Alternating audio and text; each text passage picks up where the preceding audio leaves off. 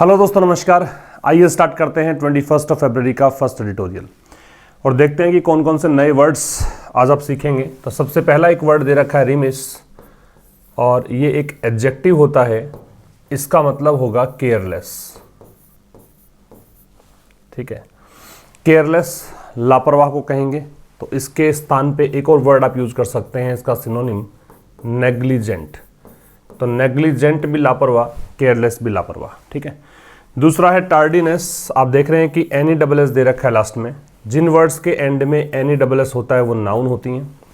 Tardiness का मतलब होता है डिले, या फिर आप स्लोनेस कह सकते हो, देरी, धीमापन। इसे आप कहेंगे क्या? टार्डीनेस। ठीक है। इसके बाद में वर्ड दे रखा है फ्लैग। फ्लैग अगर वर्ब के रूप में लेते हैं तो इसका मतलब मार्क या इंडिकेट होता है, और पिछले कुछ एडिटोरियल्स में हमने ये वर्ड डिस्कस भी किया है। मार्क या इंडिकेट, चिन्हित करना। ठीक है। अलग से अगर आप कोई चीज़ को मार्क कर देते हैं ताकि आपका ध्यान आगे भविष्य में उसके प्रति रहे, तो उसको बोलते हैं क्या? फ्लैग। स्टम्बल अपॉन एक फ्रेजल वर्ब है। स्टम्बल अपॉन एक फ्रेजल वर्ब है। इसका मतलब होता है to discover by chance. To discover something by chance मतलब संयोगवश किसी चीज को सर्च करना, डिस्कवर करना, या फिर to meet someone by chance. संयोगवश किसी को मिलना, किसी से मिलना, यह कहलाता है क्या? Stumble upon. ठीक। मैंडेट है वो नाउन के रूप में यूज किया गया है। वैसे इसका मतलब ऑर्डर भी होता है, इंस्ट्रक्शन भी होता है, डिग्री होता है, मतलब आदेश होता है, लेकिन यहां पे जो यूज किया गया है वो मीनिंग है अथॉरिटी, या फिर आप इसे कहेंगे पावर। तो अधिकार या ताकत के संदर्भ में इसका यूज आपने किया है। एजुडिकेट। एजुडिकेट एक वर्ब है। इसका मतलब है जज करना, निर्णय देना, या फिर कोई मामला सेटल करना कह सकते हो, डिटरमिन करना कह सकते हो। डिटरमिन करना, डिसाइड करना, ये होता है क्या? एजुडिकेट। वॉल्ट है। अगर आप नाउन लोगे तो इसका मतलब तिजोरी होता है, जिसमें आप बहुमूल्य चीज़ों को स्टोर रखते हैं, वैल्यूएबल थिंग्स को स्टोर रख सकते हैं। वैसे वॉल्ट जो है वर्ब के रूप में यूज़ किया गया है, तो इसका मतलब जंप या लीप होगा, छलांग लगाना। तो ये आपका वो कैब सेक्शन हुआ। इसका स्क्रीनशॉट आप ले सकते हैं। आज का सेशन है, उसका टाइटल है रिमिस रेगुलेटर। तो सबसे पहले तो बता दूं आपको कि आप पेड कोर्सेज एक्सेस करना चाहें तो आपको एप्लीकेशन डाउनलोड करना है प्ले स्टोर से, आशीष क्लासेज, जिसका लिंक आपको डिस्क्रिप्शन में दिया हुआ है। एक और लिंक आपको मिलेगा टेलीग्राम चैनल का। वहां पर जुड़ने से आपको हर वीडियो का नोटिफिकेशन, कई बार नोटिफिकेशन नहीं पहुंच पाता है तो उसके कारण आप वीडियोज़ मिस कर देते हैं। मंडे टू फ्राइडे, वैसे तो आप टाइम याद रखें, मंडे टू फ्राइडे ठीक शाम 5 बजे एडिटोरियल मिलता है, एडिटोरियल द हिंदू वाला। इसको आप देख सकते हैं रेगुलर बेसिस पर। और भी कोई अगर सेशन होगा, जैसे अब वो कैब वाला सेशन भी आपको मिलने लग जाएगा, तो ये सेशंस का पीडीएफ जो है वो मिलेगा टेलीग्राम चैनल पर। ठीक है। डिस्क्रिप्शन में लिंक उसका भी दिया है। दोनों प्लेटफॉर्म पर आप जुड़ें और जो भी स्टफ़ वहाँ पे है उसको गो थ्रू करें। आपको समझ में आएगा कितना उपयोगी ये सारी चीज़ें आपको हेल्प करेंगी आपके कॉम्पिटिटिव एग्जाम्स के लिहाज से। आज के एडिटोरियल में टाइटल आपको दिया है रिमिस रेगुलेटर। रिमिस का मतलब बताया मैंने। रिमिस का मतलब लापरवाह होता है, नेग्लिजेंट होता है, केयरलेस होता है, और रेगुलेटर का मतलब जो भी रेगुलेट करे, जो भी नियम कायदे कानून बनाए, जो आपके ऊपर सुपरविजन करे, वो रेगुलेटर है। जैसे कि बैंकिंग रेगुलेटर की बात करें तो आरबीआई है। ठीक है। इंश्योरेंस रेगुलेटर की बात करें तो IRDAI है। ऐसे ही एक ये जो मार्केट को रेगुलेट करता है वो सेबी है, उसी के लिए लिखा गया है रेगुलेटर। तो ये रेगुलेटर कैसा है? रिमिस है, लापरवाह है। रेगुलेटर यहाँ पे नाउन है, और ये आपका एडजेक्टिव हुआ क्योंकि नाउन से पहले एडजेक्टिव आता है। ठीक है। अब देखिए, the securities and exchange board of India SEBI earlier this month, इस महीने के शुरुआत में, पास्ट इसकी वर्ब है। इस महीने के शुरुआत में सेबी ने क्या किया? पास किया अ सिग्निफिकेंट ऑर्डर। ऑर्डर यहाँ पे क्या है? नाउन। सिग्निफिकेंट यहाँ पे एडजेक्टिव है। सिग्निफिकेंट का मतलब क्रूशियल होता है, इंपॉर्टेंट होता है। तो सेबी ने इस महीने के शुरुआत में एक बहुत ही महत्वपूर्ण आदेश पारित किया रिलेटिंग टू, जो संबंधित है किसके? The countries largest stock exchange, देश के सबसे बड़े स्टॉक एक्सचेंज से, और उसका नाम क्या है? NSE है ना। NSE को लेकर एक आदेश यहाँ पे जारी किया। सेबी सब्जेक्ट है, वर्ब है पास्ट। ठीक।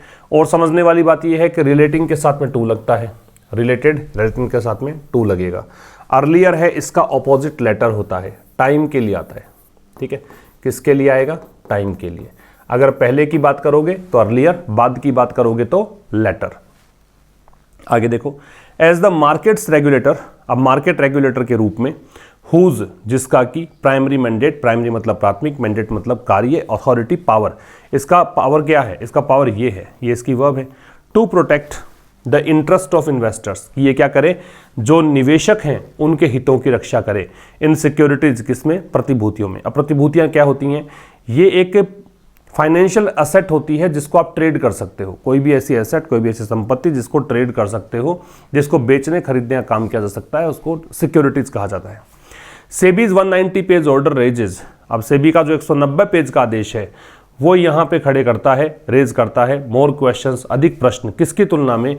इट रिजोल्व, जितने ये प्रश्नों का सॉर्ट आउट करता है, जितने प्रश्नों को रिजोल्व करता है उसकी तुलना में। अब समझने वाली बात इसमें यह है कि प्राइमरी मैंडेट की वर्ब इज है, 190 पेज ऑर्डर की वर्ब है वो रेजेज है, इट है इसकी वर्ब रिजोल्व्स है। चूंकि डिग्री कंपैरेटिव मोर है, इसका मतलब यहाँ पे देखो देन लग गया। रेज है वो ट्रांजिटिव वर्ब है, तो इसके बाद में इसका ऑब्जेक्ट, ये आपका क्वेश्चंस इसका ऑब्जेक्ट आ गया, ठीक है। तो इस प्रकार से ये बटा हुआ है। तो हुज है वो पॉजेसिव के लिए आता है, हुज पॉजेसिव एडजेक्टिव है, ठीक है। तो मार्केट्स रेगुलेटर के रूप में जिसका की प्राथमिक जो अथॉरिटी है वो क्या है? इन्वेस्टर्स के इंटरेस्ट को प्रोटेक्ट करना सिक्योरिटीज में। तो इस रूप में सेबी का जो 190 पेज का आदेश है वो रेज करता है अधिक प्रश्न, किसकी तुलना में? एक प्रश्न जितने ये रिजॉल्व करता है उसकी तुलना में। एक काम की बात और है, एक काम की बात यहाँ पे ये है कि यहाँ पे पेज दे रखा है, पेजेस नहीं आएगा, ये नंबर है, और नंबर के बाद में पेज है वो नाउन दे रखी है आपको, और ये यहाँ पे एक और नाउन आपको दे रखी है। तो जब आप नाउन के पहले नाउन लगाते हो तो वो नाउन मॉडिफायर होता है। नाउन मॉडिफायर का मतलब एडजेक्टिव का काम करता है, और एडजेक्टिव का हम प्लूरल नहीं बनाते हैं, तो इस लिहाज से यहाँ पे पेजेस नहीं होगा। यहाँ अगर ऑर्डर नहीं होता तो वो पेजेस हम करते हैं, ठीक है ना। आगे देखिए, इन पर्टिकुलर मतलब विशेष करके, स्पेशली, इट स्पॉटलाइट्स, इट की वर्ब है वो स्पॉटलाइट है। स्पॉटलाइट का मतलब ध्यान एक केंद्रित करना है, ध्यान आकर्षित करना है। तो विशेष करके ये स्पॉटलाइट करता है, ये ध्यान मतलब आकर्षित करता है, हाईलाइट करता है, किसको? रेगुलेटर के टार्डीनेस को। रेगुलेटर कौन हुआ? सेबी। टार्डीनेस का मतलब क्या हुआ? डिले जो इसने करी है, सुस्ती या मंद चाल, जो धीमे चाल से चला है, उसके बारे में। इन एडजुडिकेटिंग, एडजुडिकेट बताया मैंने, निर्णय लेना होता है। किस चीज़ में देरी करी है? निर्णय लेने में। किसके बारे में? एक संवेदनशील मुद्दे के बारे में। Involving the manner of appointment, और इस मुद्दे में क्या शामिल है? जिस तरीके से नियुक्ति की गई, किसकी? एक top level NSC official, official का मतलब ऑफिसर, कि एक वरिष्ठ पद पर एनएससी का जो अधिकारी नियुक्त किया गया, उसका जो तरीका था अपॉइंटमेंट का बहुत ही अलग था। As well as possible regulatory violation, साथ ही में यहाँ पे जो रेगुलेशन संबंधी, नियम संबंधी जो वायलेशन हुए, वायलेशन का मतलब इन्फ्रिंजमेंट होता है, मतलब उल्लंघन कह सकते हो, नियमों का उल्लंघन जो किया गया, किसके द्वारा? उस समय के सीईओ के द्वारा, देन सीईओ के द्वारा, और एमडी चित्रा रामाकृष्णा, ये दोनों एक ही हैं, सीईओ और एमडी चित्रा रामाकृष्णा, इसके द्वारा। इन शेयरिंग, किस चीज़ में? कॉन्फिडेंशियल इंटरनल इंफॉर्मेशन, कॉन्फिडेंशियल जो गुप्त इंटरनल आंतरिक इंफॉर्मेशन, सूचना। शेयर मतलब साझा करना, किसके साथ साझा करी? तो शेयर के साथ विद लगेगा, विद एन अननोन पर्सन, एक अज्ञात व्यक्ति के साथ। रिपीट कर रहा हूँ, विशेष करके ये स्पॉटलाइट करता है, इट की वर्ब स्पॉटलाइट है। क्या? रेगुलेटर जो सेबी है उसके टार्डीनेस को, उसके डिले करने की प्रोसेस को, किस चीज़ में? एक सेंसिटिव मैटर के को जज करने में। जिसमें क्या शामिल है? जिसमें शामिल है एक टॉप लेवल के एनएससी ऑफिशियल का अपॉइंटमेंट जिस तरीके से हुआ वो, और साथ साथ में जो संभवतया नियमों की धज्जियां उड़ाई गई वो, किसके द्वारा? उस समय की सीईओ और एमडी चित्रा रामाकृष्णन के द्वारा। किस चीज़ में ऐसा इन्होंने किया? इन्होंने शेयर करी कॉन्फिडेंशियल इंटरनल इंफॉर्मेशन, किसके साथ में? एक अननोन पर्सन के साथ में। शेयर के साथ में विद लगेगा, ये आपको समझना है। इंफॉर्मेशन है वो अनकाउंटेबल नाउन होता है, मीन्स इंफॉर्मेशन के साथ में आप एस या ईएस नहीं जोड़ सकते, ठीक है। इंफॉर्मेशंस अगर आप कर देते हैं तो गलत हो जाएगा, ये ऐसा कभी नहीं होगा। इंफॉर्मेशन से पहले ए या एन नहीं आएगा क्योंकि अनकाउंटेबल है, और हम ए और एन का प्रयोग किस लिए करते हैं, सिंगुलर काउंटेबल नाउन से पहले, तो ये भी पॉसिबल नहीं है, ठीक है। और इन्फॉर्मेशन के साथ जो वर्ब लगेगी वो भी सिंगुलर आएगी, तो ये कुछ चीज़ें आपको याद रखनी है, ठीक है।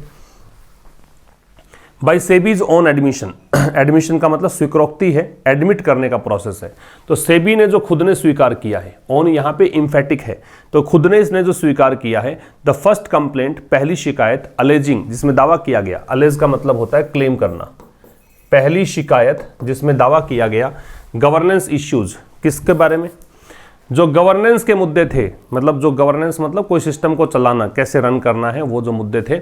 इन the NSE's April 2013 appointment of Anand Subramanian as chief strategic adviser was received in December 2015।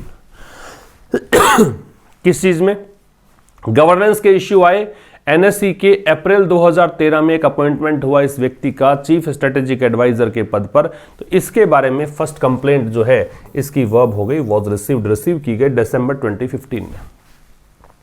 SEBI ने खुद ने यह स्वीकार किया, क्या स्वीकार किया कि पहली कंप्लेंट रिसीव की गई, ये पैसिव वॉइस हो गया, बी के साथ थर्ड फॉर्म, कब, दिसंबर 2015 में। इस पहली कंप्लेंट के बारे में बताया जिसमें दावा किया गया था, क्या दावा किया गया था, गवर्नेंस इश्यूज के बारे में, और गवर्नेंस इश्यूज किसमें थे, एनएसई के अप्रैल 2013 में जो अपॉइंटमेंट हुआ था इस व्यक्ति का इस पद पर, इस बारे में कुछ यहां मुद्दे थे, उसको लेकर शिकायत दर्ज की गई थी, और पहली शिकायत इस समय पर रिसीव की गई। After an exchange of emails on the issue between the regulator and the NSE in 2016, तो देखो यहां पे आदान प्रदान हुआ, एक्सचेंज हुआ ईमेल्स का, किस मुद्दे पर, मतलब इस मुद्दे पर, कौन सा मुद्दा है, ऊपर वाला मुद्दा, किसके बीच में, रेगुलेटर मतलब सेबी और एनएसई के बीच में, कब, 2016 में। इसके बाद सेबी ने टास्क मतलब यहां पे क्रिया है, काम सौंप दिया, तो सेबी ने ये काम सौंप दिया, सेबी की वर्ब टास्क है। द एक्सचेंज बोर्ड, जो एक्सचेंज बोर्ड को काम सौंपा, मतलब एनएसई को काम सौंपा, किसका काम सौंपा, उसके लिए विद लगेगा, डिटरमिनिंग जो कि प्रेपोजिशन है तो आईएनजी लग गया, तय करने का कि if there had been violations of norms, कि भाई पता लगाओ कि क्या नियमों का यहां पे उल्लंघन हुआ है, क्या वायलेशन हुआ है, नॉर्म्स मतलब नियम। अब समझिए यहां पे ये जो आफ्टर है ये समय के बता रहा है, मतलब एक टाइम फ्रेज है, ये टाइम क्लोज दे रखा है, कह रहा है कि भाई after an exchange of emails, किसके बाद में, जब ईमेल्स का आदान प्रदान हुआ इस मुद्दे को लेकर, किसके बीच हुआ, तो बिटवीन के साथ में एंड है, सेबी और एनएसई के बीच 2016 में। उसके बाद सेबी ने क्या किया, सेबी की वर्ब टास्क है, इसने काम सौंप दिया एक्सचेंज बोर्ड को, ठीक है, किसके साथ काम सौंप दिया, क्या काम सौंप दिया, तो टास्क के साथ विद लगेगा, टास्क समबडी विद समथिंग ऐसा बनेगा, तो ये एक स्ट्रक्चर याद रखिएगा, टास्क समबडी विद समथिंग, सौंपा किसको है, उसके पहले कुछ नहीं लगा, लेकिन जिसको जो काम सौंपा गया उससे पहले विद लगेगा, विद प्रेपोजिशन इसलिए आईएनजी लग गया। तो सेबी ने यहाँ पे काम सौंपा एक्सचेंज बोर्ड को कि आप तय करके बताएं कि क्या यहाँ पे कोई नॉर्म्स का वायलेशन हुआ है, कोई नियमों का उल्लंघन हुआ है कि नहीं। वायलेशन है इसका मतलब इन्फ्रिंज करने का प्रोसेस है, इन्फ्रिंजमेंट है। इन नवंबर 2017, अब देखिए 2017, नवंबर 2017 में एनएसई ने क्या किया, वापस भेज दिया, ये सेंड की सेकंड फॉर्म है, क्या, एक रिपोर्ट, किसके द्वारा, बोर्ड के नॉमिनेशन और रिम्यूनरेशन कमेटी के द्वारा, ठीक है, इस कमेटी के द्वारा एनएसई ने एक रिपोर्ट वापस भेज दी, विच फ्लैग्ड, इस कमेटी ने क्या किया, विच आ रहा है इस कमेटी के लिए, इसने क्या किया, मार्क किया, फ्लैग किया, सेवरल इरेगुलरिटीज, सेवरल मतलब अनेकों, इरेगुलरिटीज मतलब अनियमितता, पर्टेनिंग टू, पर्टेन टू का मतलब रिलेटेड टू होता है, जैसे रिलेटिंग में टू लगता है वैसे ही पर्टेन में टू लगता है, रिलेटिंग टू, ठीक है। तो जो संबंधित है किससे, उनके अपॉइंटमेंट से, appointment including his lack of relevant experience, जिसमें शामिल है उनका एक तो रेलेवेंट का मतलब उससे संबंधित, कि भी उस पोस्ट से संबंधित जो एक्सपीरियंस चाहिए था वो उनका कम था, उसके बाद भी उनकी नियुक्ति की गई, और दूसरा that miss Ramakrishna alone had interviewed him, और मिस रमाकृष्ण ने अकेले ने ही उनका इंटरव्यू लिया, ये सब। मिस रमाकृष्ण की वर्ब है वो हैड इंटरव्यूड है, हैड के साथ थर्ड फॉर्म है। तो एनएसई की वर्ब सेंट है, विच यहाँ रिलेटिव प्रोनाउन इस कमिटी के लिए आ रहा है, कमिटी यहाँ पे इसका एंटेसिडेंट हुआ, फ्लैग्ड इसकी वर्ब है, और मिस रमाकृष्ण की वर्ब है वो हैड है। जब किसी महिला के पहले ऑनरिफिक वर्ड लगाते हैं तो मिस लगा सकते हैं आप, सेलिब्रिटी कोई अगर हो तो, irrespective of her marital status, whether she is married और नॉट, तो उसके अलावा आपको ये देखना ही नहीं है कि मैरिड है कि नहीं है, आपको सीधा मिस प्लेस करना होता है, ठीक है। तो नवंबर 2016-17 में एनएससी ने एक रिपोर्ट यहाँ पे वापस भेजी। किसके द्वारा रिपोर्ट थी? बोर्ड के नॉमिनेशन और रिम्यूनरेशन कमेटी के द्वारा। इस रिपोर्ट में चिन्हित किया गया बहुत सारी इरेगुलरिटीज़ को। सेवरल के साथ में नाउन है, वो प्लूरल आती है, ध्यान रखिएगा। और जो संबंधित थी मतलब ये काम सही ढंग से नहीं किए, इन कानून कायदों का सही से अनुसरण नहीं किया गया, तो उसके संबंधित रिपोर्ट थी जो उनके अपॉइंटमेंट से संबंधित था। और उसके अपॉइंटमेंट में एक बात सामने आई कि रेलेवेंट एक्सपीरियंस जो चाहिए था इस पोस्ट के लिए, उनमें उनकी कमी थी। और साथ में एक चीज़ और देखी गई कि मिस रमाकृष्णा ने ही उनका इंटरव्यू लिया था। ये 2 इरेगुलरिटीज़ यहाँ पे देखी गई। सेपरेटली मतलब इससे अलग अगर बात करें, ये एडवर्ब है सेपरेटली, बट इंटरकनेक्टेड, लेकिन जुड़ी हुई है तो अलग बात, लेकिन फिर भी इसका संबंध है इस बात से। SEBI had in course, in the course का मतलब इस रास्ते में, इस प्रक्रिया में, ठीक है। तो सेबी ने क्या किया इस प्रक्रिया में? प्रक्रिया कौन सी? इसकी जांच। प्रोब का मतलब क्या होता है? इन्वेस्टिगेशन, जांच, इन्वेस्टिगेशन। तो अपनी जांच में, जांच किसकी है? तो देखो प्रोब जब नाउन हो तो इनटू लगता है, ठीक है। जब आप प्रोब का प्रयोग करते हैं तो इसके साथ में इनटू का प्रयोग करते हैं। तो इससे अलग लेकिन इंटरकनेक्टेड है ये मैटर कि सेबी ने ये जो अपना जांच वाली प्रक्रिया है इसके अंदर क्या किया, जो जांच हुई, एक और मैटर की जांच जो हुई उसमें एट द एनएसई मतलब नेशनल स्टॉक एक्सचेंज के ऑफिस में जांच वांच शुरू की, तो उसमें स्टम्बल्ड अपॉन, तो ये हेड तो देखो हेल्पिंग वर्ब है और स्टम्बल्ड जो है वो इसकी मैन वर्ब है। स्टम्बल अपॉन का मतलब क्या होता है? संयोगवश डिस्कवर करना, संयोगवश किसी से मिलना, to meet somebody by chance, to discover something by chance. तो इसने संयोगवश एक चीज़ देखी 2018 में, डॉक्यूमेंट्री एविडेंस। एविडेंस का मतलब सबूत होते हैं, एविडेंस अनकाउंटेबल नाउन होती है, एविडेंस का एविडेंसेस नहीं होता है। डॉक्यूमेंट्री का मतलब दस्तावेज संबंधी, पेपर से संबंधित डॉक्यूमेंट्स देखे, पॉइंटिंग टू जो इशारा कर रहे थे, पॉइंट में टू लगेगा। मिस रमाकृष्णा की ओर having been in email communication, क्या इशारा था कि मिस रमाकृष्णा जो है वो ईमेल से कम्युनिकेट कर रही थी और शेयरिंग सेंसिटिव इंफॉर्मेशन, और संवेदनशील सूचनाओं का शेयर कर रही थी किसके साथ? एक अननोन पर्सन के साथ, एक अज्ञात व्यक्ति के साथ। तो ये बात थोड़ी सी अलग है लेकिन इंटरकनेक्टेड है कि सेबी ने जो अपनी जांच की, एक और मैटर की एनएसई में, उस जांच में ये पाया कि 2018 में कुछ डॉक्यूमेंट्री एविडेंस इसको मिले जो इशारा कर रहे थे मिस रमाकृष्णा की तरफ कि ये ईमेल कम्युनिकेशन में थी और शेयर कर रही थी सेंसिटिव इंफॉर्मेशन को किसके साथ? एक अननोन पर्सन के साथ, राइट। आगे देखिए, द एनएसईज कंक्लूजन, एनएसई का जो निष्कर्ष है, कंक्लूजन का मतलब निष्कर्ष, जो भी इसने प्राप्त किया, बेस्ड ऑन, जो आधारित है किस पर? फाइंडिंग्स इन अ फॉरेंसिक ऑडिट। फॉरेंसिक का मतलब होता है जो भी साइंटिफिक एक प्रकार से इन्वेस्टिगेशन होती है, साइंटिफिक जांच होती है, साइंटिफिक टेस्ट होते हैं किसी भी क्राइम का पता लगाने के लिए, उसको फॉरेंसिक ऑडिट कहा जाता है, ठीक है। तो एनएससी का जो कंक्लूजन है, जो आधारित था फाइंडिंग्स पर, फाइंडिंग्स मतलब जो भी आपने केस की जांच पड़ताल करी, उसमें जो भी कुछ सबूत इकट्ठे किए, जो कुछ भी आप निकाल पाए उस चीज से, उसको बोलेंगे फाइंडिंग्स। तो एनएससी का जो कंक्लूजन है जो आधारित था फाइंडिंग्स पर, फाइंडिंग्स किसकी? एक फॉरेंसिक ऑडिट की। किसके द्वारा ये ऑडिट हुई? इसके द्वारा, इस कंपनी के द्वारा। दैट की दिस अननोन पर्सन, की जो अननोन पर्सन है जिसके साथ रमाकृष्णा ईमेल चैट वगैरह कर रही थी, कुछ इंफॉर्मेशन शेयर कर रही थी, वॉज नन अदर देन, ये कोई और नहीं था। ये कौन था? मिस्टर सुब्रमण्यम था, ठीक है। वॉज सेंट टू सेबी इन अक्टूबर 2018, और इस अननोन पर्सन को मतलब ये जो कंक्लूजन जो है ये सेबी में भेजा गया। देखो एनएसईज कंक्लूजन की वर्ब है वो वॉज सेंट है, और ये जो है दिस अननोन पर्सन, इसकी वर्ब वॉज है। तो एनएसई ने एक निष्कर्ष निकाला अपनी जांच के आधार पर। क्या कहा कि जो ऑडिट की गई, फॉरेंसिक जांच की गई अर्नस्ट और यंग के द्वारा, उसमें यह पाया गया कि अननोन व्यक्ति कोई और नहीं मिस्टर सुब्रमण्यम था। और ये जो कंक्लूजन निकाला इसने, ये सेबी में भेजा गया अक्टूबर 2018 में। And yet it took the regulator a further 40 months. अब कह रहा है कि भाई क्यों इसमें टाइटल रखा कि भाई ये बहुत ही स्लो प्रोसेस इसका है, रिमिस है, लापरवाह है रेगुलेटर, उसका देखो यहाँ बता रखा है। और उसके बाद भी सब कुछ समझ में आ गया, 2018 में ये सब कुछ हो गया था, उसके बावजूद भी यहाँ पे इसको कितने टाइम लग गया? 40 महीने और लग गए। फर्दर का मतलब आगे 40 मंथ्स और लग गए सेबी को, टू इनएक्सप्लिकेबली, ये होता है जिसको समझाया न जा सके, ठीक है। कंक्लूड, तो ये निष्कर्ष निकालने में, और ये 40 महीने क्यों लगे इस बात को हम एक्सप्लेन नहीं कर सकते। दैट की the unknown person ostensibly guiding miss Ramakrishna, कि ये जो अज्ञात व्यक्ति था मिस्टर सुब्रमण्यम जो था। ऑस्टेंसिबली का मतलब होता है एपेरेंटली, एपेरेंटली का मतलब ऊपरी तौर पर देखने पे तो ऐसा लगता है, ठीक है, एपेरेंटली कह सकते हो या ऑब्वियसली कह सकते हो। तो ये ऐसा लग रहा था कि guiding miss Krishna was unlikely to be mister Subramaniam, कि भाई जो इनको गाइड कर रहा था वो ऐसी संभावना नहीं है कि वो मिस्टर सुब्रमण्यम हो। द बिगेस्ट बेनिफिशियरी, अब मिस्टर सुब्रमण्यम बारे में बताया गया है कि सबसे बड़े लाभार्थी यही हैं, बेनिफिशियरी इसको लाभ मिलता है, बेनिफिट्स मिलते हैं, तो सबसे बड़े लाभार्थी हैं किसके, गाइडेंस के, किसके द्वारा, by getting promoted age group operating officer.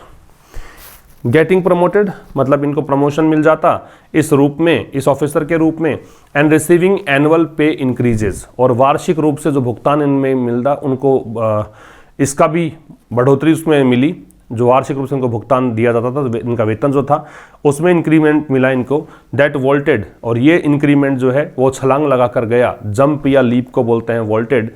उनका जो एनुअल कंपनसेशन है 4.21 करोड़ तक गया अप्रैल 2016, जबकि वो अप्रैल 2013 में कितना था, 1.68 करोड़ था। तो ये यहाँ से लेकर ये धनराशि यहाँ पहुँच गई, इसलिए वोल्ट का यूज़ किया गया। फिर समझिए, इट की वर्ब टुक है, तो कोई चीज़ को टाइम लगा तो इट टेक्स ऐसा करके आप वो टाइम जोड़ देते हैं। तो फिर भी it took the regulator further 40 months, regulator मतलब सेबी को 40 महीने लग गए टू इनएक्सप्लिकेबली कंक्लूड, ये चीज़ कंक्लूड करने में, ये निष्कर्ष निकालने में, और ये जो निष्कर्ष निकाला है ये इनएक्सप्लिकेबल है, मतलब आप बता नहीं सकते कि क्यों ऐसा हुआ, 40 महीने क्यों लग गए। क्या कि ये जो अननोन व्यक्ति है ये मिस रमा कृष्णा जो गाइड कर रहे हैं, ostensibly guiding miss Rama Krishna was unlikely to be mister Subramaniam, Subramaniam हो नहीं सकते। अब थोड़ा बताया इनके बारे में कि ये बिगेस्ट बेनिफिशियरी रहे गाइडेंस के, है ना, कैसे, क्योंकि इनको प्रमोट कर दिया गया इस पद पर, और इनको एनुअल पे इंक्रीजेस भी इन्होंने रिसीव किया, जिस एनुअल पे इंक्रीज ने पहले 2013 में इतना था और 2016 में आते आते इतना इनका वेतन कर दिया गया। टू बी श्योर, ये बात निश्चित है कि सेबी एक्नोलॉजेज, एक्नोलॉज का मतलब एडमिट करना है, कन्फेस करना है, कि सेबी यहाँ पे स्वीकार करती है एक चीज़ को, दैट की इट वॉज हैमस्ट्रंग। हैमस्ट्रंग का मतलब ब्लॉक होता है या ऑब्स्ट्रैक्ट होता है, ठीक है, या फिर इम्पीड होता है, तो ब्लॉक, ऑब्स्ट्रैक्ट, इम्पीड। तो ये बात निश्चित है कि सेबी यहाँ पे स्वीकार करता है कि इसको ब्लॉक किया गया, इसके काम में रुकावट डाली गई एनएससी के डायलेटरी अप्रोच के द्वारा। डायलेटरी का मतलब धीमापन, स्लोनेस, है ना, अप्रोच जो भी तरीका रहा, इन रेस्पॉन्डिंग टू, रेस्पॉन्ड टू मतलब प्रति उत्तर देना, इट्स मिसिव्स, मिसिव का मतलब होता है लेटर, लेटर, और ये विशेष करके ऑफिशियल लेटर होते हैं। तो सेबी इस बात को स्वीकार करता है कि भाई हमें देरी इसलिए हो गई क्योंकि यहाँ पे एनएससी की डायलेटरी अप्रोच रही। डायलेटरी का मतलब slowness, related to delay, related to delay, कि इसने काफ़ी देरी करी, इसने, हमने देरी करी, है ना। किस चीज़ में देरी करी, कि हमने कुछ पत्र व्यवहार किया था, इनसे पत्र भेजे थे, उनका उत्तर बहुत लेट दिया इन्होंने। That the board of A market infrastructure institution, अब देखो जो बोर्ड है किसका, इस प्रकार के इंस्टीट्यूशन का, चार्ज्ड विद, चार्ज विद का एक तो होता आरोप लगाना, एक चार्ज विद का मतलब होता है जिम्मेदारी होना, ऐसा काम होना, तो जिसके पास काम है, क्या काम है, सेफगार्ड करने का, सेफगार्ड होता है प्रोटेक्ट करने का, सुरक्षित रखने का, किसको, the trust of millions of investors, जो लाखों लोग हैं उनके विश्वास को बनाए रखने का इसके पास काम है। डिस्ट्रेसिंगली मतलब बड़ा ही बेचैन करने वाला विषय है, बड़ा ही एगोनाइज करने वाला विषय है, दुखी करने वाला विषय है। डिस्ट्रेस का मतलब सफ़र करना, एगोनाइज करना, AGONIZD या ऐसी कर सकते हो, या तनाव में डाल देना, परेशानी में डाल देना। तो बड़ा ही ये दुखी करने वाला विषय है कि ये असफल रहा किस चीज़ में, एक्सरसाइज क्रूशियल ओवरसाइट। ओवरसाइट क्या होता है, ओवरसाइट का मतलब होता है इंस्पेक्शन, ठीक है, इंस्पेक्शन मतलब निरीक्षण कह सकते हो आप, ये ओवरसाइट है, या फिर आप इसको एग्जामिनेशन भी कह सकते हैं, सुपरविजन भी कह सकते हैं, सुपरविजन, ठीक है। क्रूशियल का मतलब इंपॉर्टेंट, एक्सरसाइज का मतलब जो प्रक्रिया है उसको हाथ में लेना या फिर उसके अंडरगो करना। तो कह रहा है कि भाई ये बड़ा ही बेचैन करने वाला विषय है कि यह सफल रहा। अपने जो क्रूशियल ओवरसाइट है, निगरानी रखने का इसका काम था, उसको करने में निगरानी रखनी किस पर थी? Conduct of its CEO apart, मतलब इसका जो CEO है उस पर निगरानी रखनी थी। अपार्ट मतलब इसके अतिरिक्त, सेपरेटली। अपार्ट एक एडवर्ब है यहाँ पे। सेबी टू का प्रयोग हम उस शब्द के ठीक बाद में करते हैं जिसको एम्फेसाइज करना हो। सेबी भी जो है hardly covers itself in glory. Cover one self in glory का मतलब सक्सीड होना, प्रसिद्धि प्राप्त करना, यश कीर्ति प्राप्त करना। तो यहाँ पे इसको भी कोई प्रसिद्धि नहीं मिली है कह सकते हो, इसको भी कोई ऐसा नहीं है कि सफलता प्राप्त हुई हो। रिपीट कर रहा हूँ, देखो बोर्ड जो है मार्केट इंफ्रास्ट्रक्चर इंस्टीट्यूशन का, जिसके पास काम है कि वो लाखों करोड़ों जो इन्वेस्टर्स हैं उनके विश्वास को बनाए रखने का इसके पास काम है। अब ये बोर्ड यहाँ पे असफल रहा, ये इसकी वर्ब है। जो महत्वपूर्ण निगरानी रखनी थी इसको CEO के व्यवहार पर कि CEO क्या कर रहा है उसको निगरानी रखनी थी, वो काम इसने किया नहीं। अब सेबी यहाँ पे इसका मतलब सेबी यहाँ पे सफल नहीं रहा अपने काम में, इसको ग्लोरी नहीं मिली, इसको यश कीर्ति नहीं मिली, ये सब कहना चाह रहा है। The regulator spills far too much ink. Spill ink ये एक फ्रेज है, इसका मतलब होता है स्पिल इंक, इसका मतलब होता है राइट, लिखना। तो रेगुलेटर जो सेबी है इसने बहुत कुछ लिखा, ठीक है, फार टू मच दे रखा है तो बहुत कुछ लिखा। इन ऑलमोस्ट वोयूरिस्टिकली का मतलब क्या होता है? वोयूरिस्टिक एक एडजेक्टिव है और ly लग रखा है तो एडवर्ब है, इसका मतलब होता है क्यूरियस, या फिर इसका मतलब होता है इनक्विजिटिव। उत्सुक को बोलते हैं, सीक्रेटली कह सकते हो। तो इसने सीक्रेटली यहाँ पे बहुत कुछ लिखा है या बहुत उत्सुकता दिखाई है किस चीज में? Sharing the contents of the email exchanges between miss Ramakrishna and her unknown guide, कि मिस रमाकृष्णा और उनके जो अज्ञात पथ प्रदर्शक थे जो गाइड कर रहे थे उनके बीच जो भी ईमेल एक्सचेंजेस हुए उनमें जो भी कंटेंट रहा, उन्होंने जो कुछ भी लिखा उसको शेयर करने में। इवन एज एक फ्रेज है, इसका मतलब वाइल होता है। सिमल्टेनियस एक्शन डिनोट करने के लिए आता है। दो साथ साथ में होने वाले कार्यों को डिनोट करने के लिए आता है। साथ ही में क्या हुआ? इट कंक्लूड्स, ये यहाँ पे एक निष्कर्ष भी निकलता है, that it is unable to establish any specific loss, कि ये समर्थ नहीं है डिटरमिन करने में कि कोई भी विशेष नुकसान हुआ हो कोज टू इन्वेस्टर्स, निवेशकों को, किसके द्वारा? इन दोनों के द्वारा। ठीक है, रेगुलेटर ने बहुत कुछ लिखा, किस बारे में लिखा? जो भी ईमेल व्यवहार इनके द्वारा आपस में किया गया, रमाकृष्णा जो CEO और MD थी उनके बीच, और जो उनका गाइड था तथाकथित, उनके बीच जो भी ईमेल एक्सचेंजेस हुए, उनका कंटेंट जो भी था, तो उनको शेयर करने के बारे में बहुत कुछ लिखा। साथ ही यहाँ पे ये भी निष्कर्ष निकलता है, ये भी निष्कर्ष निकाल रहा है ये सेबी कि भाई अनेबल है ये। इट यहाँ पे सेबी के लिए है, इट की वर्ब यहाँ कंक्लूड्स है, यहाँ पे इज है, कि ये असमर्थ है कोई भी प्रकार का विशेष लॉस बताने में कि जो इन्वेस्टर्स को हुआ हो इन दोनों के कारण, ऐसा हमें पता नहीं है। द ऑनस का मतलब है रेस्पॉन्सिबिलिटी,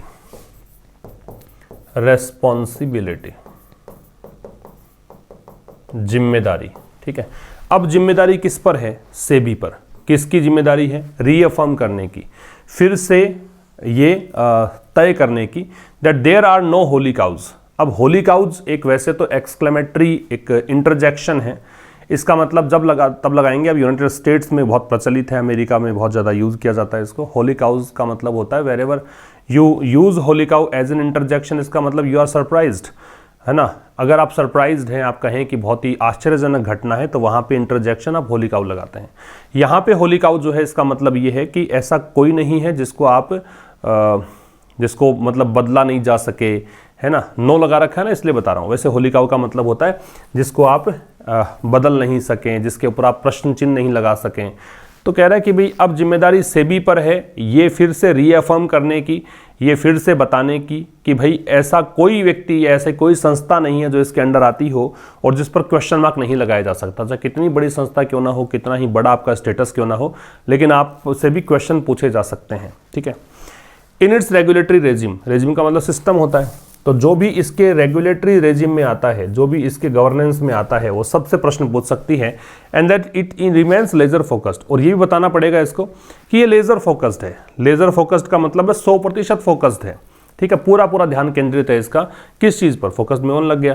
प्रोटेक्टिंग स्मॉल इन्वेस्टर्स, कि छोटे निवेशक हैं उसको बचाएगा ये, इस पर पूरा पूरा ध्यान केंद्रित है, ये भी इसको बताना है। तो ऑनस की वर्ब इज है ना। No holy cows, no determiner है होली काउज में, और होली काउज के लिए यहाँ पे आ रहा है, होली वैसे एडजेक्टिव हो जाएगा।